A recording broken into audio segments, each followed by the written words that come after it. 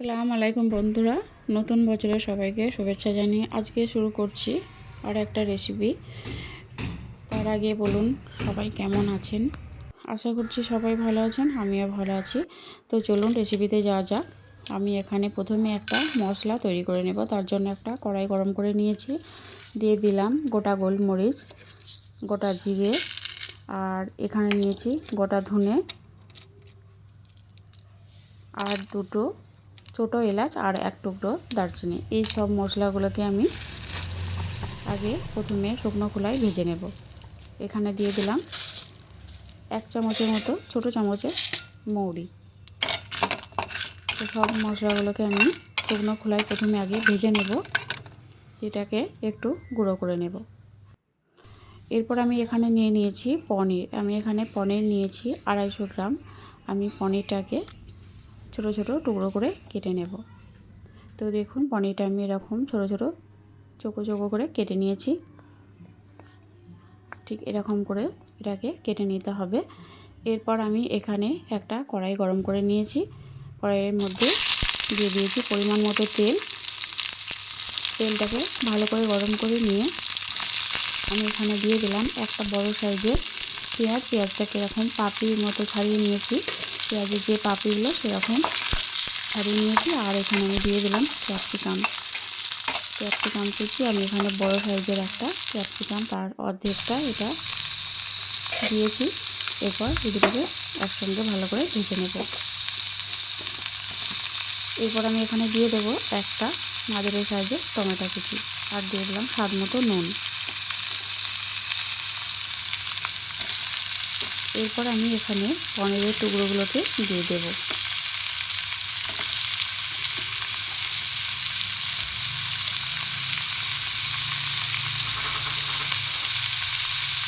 পনিরের টুকরো সব দিয়ে দিয়েছি। পনিরের টুকরোগুলো দেওয়ার পর এরপর আমি এখানে দিয়ে দিলাম যে মশলাটা রেডি করে রেখেছিলাম, সেই মশলা একটু মিক্সারে গুঁড়ো করে নিয়েছি। এর মধ্যে 1 চামচ প্রথমে দিয়ে দিলাম।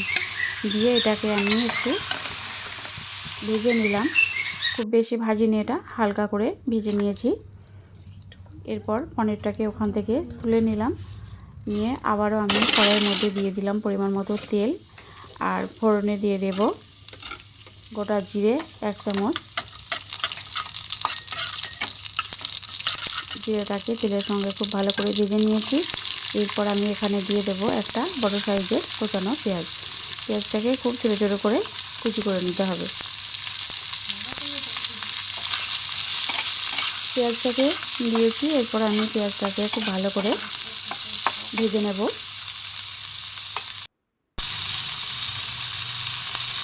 বন্ধুরা, এই রেসিপিটা খুবই সহজ আর খুব কম উপকরণ আর খুব কম মশলা দিয়ে এটা খুব তাড়াতাড়ি তৈরি করে নিতে পারবেন। আর এটা আপনারা রুটি, লুচি, পরোটা, কুলচা বা ফ্রাইড রাইস, পোলাওর সঙ্গে এটা খেতে পারবেন। এরপর পেঁয়াজটা ভেজে নিয়েছি দেখুন একটু লাল লাল করে। আর মশলা দিয়ে দেব। দিয়ে দিলাম ছোটো চামচের 1 চামচ হলুদ গুঁড়ো। আর এখানে যে মশলাটা, গোটা মশলাটা যেটা আমি মিক্সারে একটু গুঁড়ো করে নিয়েছিলাম, সেটা এর মধ্যে দিয়ে দিলাম 2 চামচের মতো। এখানে আমি আর লঙ্কার গুঁড়ো বা অন্য কিছু ব্যবহার করব না। মশলাটা পেঁয়াজের সঙ্গে খুব ভালো করে ভেজে নিয়েছি। এরপর আমি এখানে দিয়ে দিলাম 2 চামচের মতো পানি, যাতে মশলাটা একটু পুড়ে না যায়। তো মশলাটা পেঁয়াজের সঙ্গে খুব ভালো করে দেখুন কষিয়ে নিয়েছি। এরপর আমি এখানে দিয়ে দেব একটা বড় সাইজের টমেটো পেস্ট। এটাকে দিয়ে আবারও এর সঙ্গে খুব ভালো করে ভেজে নেব। তো দেখুন মশলাটা কষানো হয়ে গেছে। এরপরে এখানে যে পনির, পেঁয়াজ বা ক্যাপসিকাম সবগুলো একসঙ্গে ভেজে তুলে রেখেছিলাম, সেইগুলো এর মধ্যে দিয়ে দিলাম। দেওয়ার পর এটাকে খুব আলতোভাবে এটাকে এভাবে এর সঙ্গে মশলার সঙ্গে আমি নেড়ে চেড়ে মিশিয়ে নেব। আর এই কাজটা একটু সাবধানে করতে হবে, না হলে পনিরগুলো ভেঙে যেতে পারে।